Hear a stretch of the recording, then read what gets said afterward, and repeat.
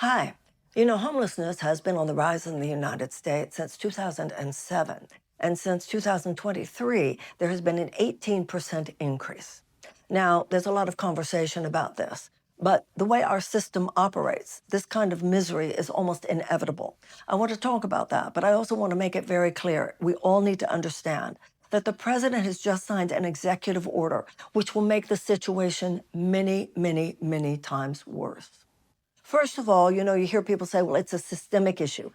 Darn right, it's a systemic issue. What that means is that a permanent underclass, a permanent economic underclass, is an inevitable consequence of the form of crony capitalism that now dominates the United States.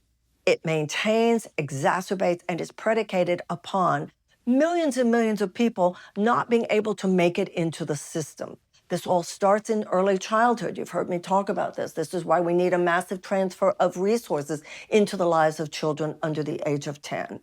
Under the age of 10, we have millions of Americans who don't even get the resources necessary to teach them how to read. If a child can't read by the age of 10, that means the chances of high school graduation far less than the chances of incarceration. If you have ever visited a homeless encampment, if you've ever been to, let's say, Skid Row in Los Angeles, one of the things you experience is, wow, but for the grace of God, go I. I remember being on the Bill Maher podcast once, and we were talking about homelessness and poverty in the United States. And I started to tell him about a story, about a situation that I had experienced at Skid Row in Los Angeles just the night before. And his response to me was, well, what are you doing going there? Because that's how the power structure looks at these things in the United States today.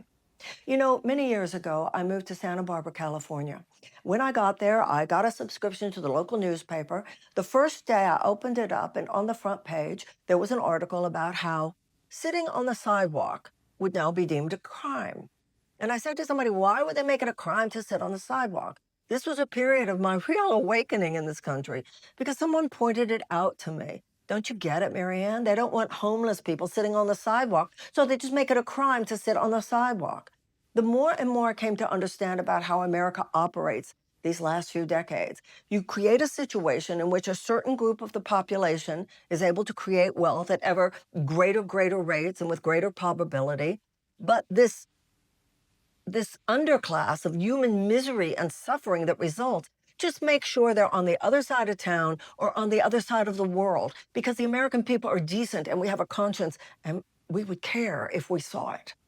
So what the president's executive order did the other day was to just criminalize homelessness, period, to say that law enforcement, and of course, when the Trump administration talks about law enforcement, this could be a bunch of masked men, and probably would be, can just go into homeless encampments, go find homeless people, and involuntarily commit them for mental health treatment, commit them to mental health facilities. But actually what the executive order and other policies of the Trump administration are doing is actually withdrawing actual harm reduction, actual mental health help that would make it easier for these people to get back into the system.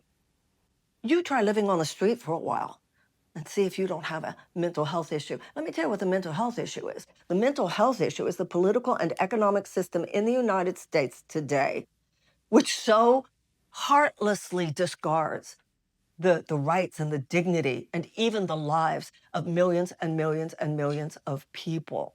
We have almost 1 million homeless people in the United States today, and over 50% of them are employed.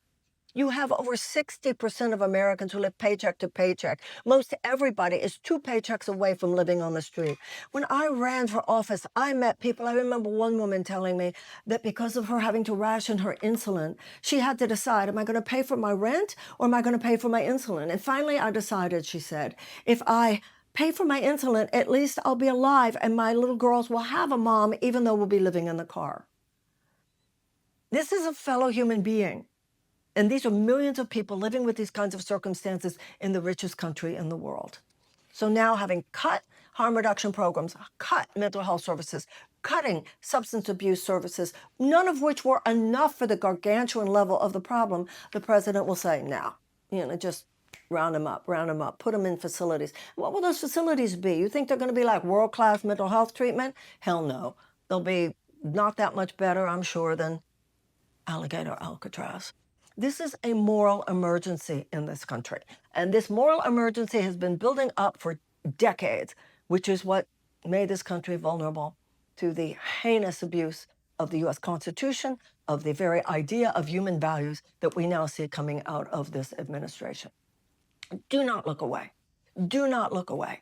Whether it's the ACLU or any of the homeless organizations, National Coalition, all of these organizations that you can look up online, you can see which one seems best to you. These organizations will need a lot of support right now. They will have to be filing lawsuits, all of this kind of stuff that needs to be done to try to push back. Unfortunately, we're living at a time when it's reasonable to assume, the president does not ask his lawyers, what can I do that's legal? That's not what he does. He says, this is what I'm going to do. And even if it's not illegal, I'll get Mike Johnson over at the House and, whomever else, John Thune in the Senate, whomever, to make sure that they pass some law, some stopgap measure in the Congress to help me do what it is I want to do. And if nothing else, I'll look at my friends over at the Supreme Court who have no problem allowing the president to do the most unconstitutional things because for whatever reason, they're all in on it. Don't you be in on it. The American people need to stand up, do everything possible. Don't look away. I think that's another mental health issue we need to avoid right now, the temptation to just look away because it hurts too much. Moral outrage is not born of anger. Moral outrage is born of love. And this is outrageous. Thanks.